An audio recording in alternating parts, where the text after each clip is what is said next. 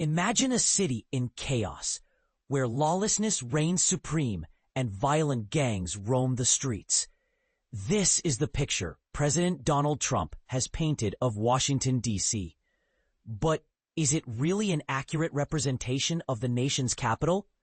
The answer to this question has sparked a heated debate, with many of the city's residents and elected officials strongly disagreeing with the president's assessment.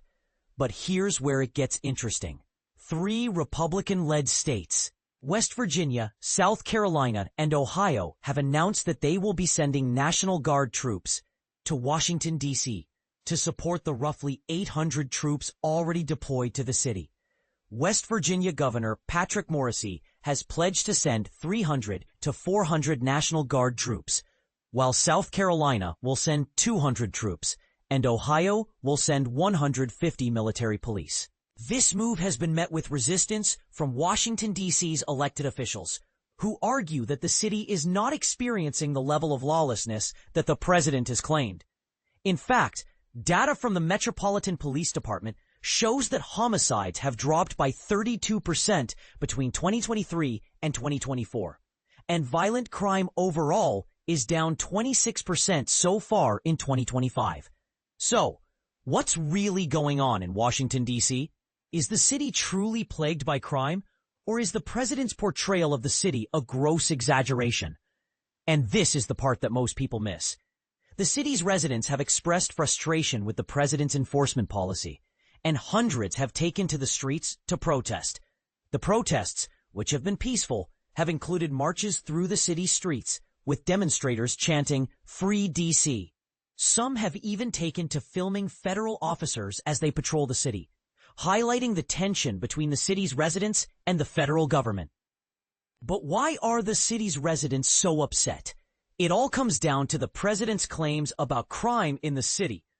Trump has said that the city is gripped by complete and total lawlessness, and has painted a picture of a city beset by violent gangs and bloodthirsty criminals. However, Mayor Muriel Bowser has rejected these claims, pointing out that crime in the city has actually decreased in recent years. So who's right? Is the president's portrayal of the city accurate, or is it an exaggeration?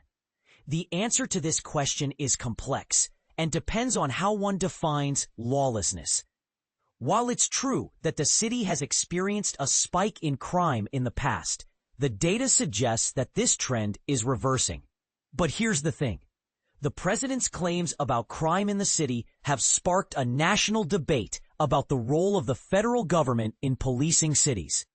Some argue that the federal government has a responsibility to step in when cities are experiencing high levels of crime, while others argue that this is a violation of the city's autonomy. And this is where it gets controversial.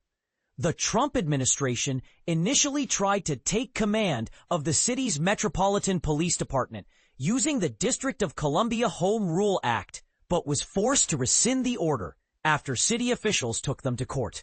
The question on everyone's mind is, what's next for Washington, D.C.?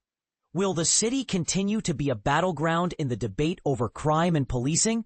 Or will the federal government and the city's residents find a way to work together to address the city's problems? We want to hear from you. Do you think the president's portrayal of Washington, D.C. is accurate? Or is it a cartoonish exaggeration? Should the federal government be involved in policing cities? Or is this a violation of the city's autonomy? Let us know in the comments.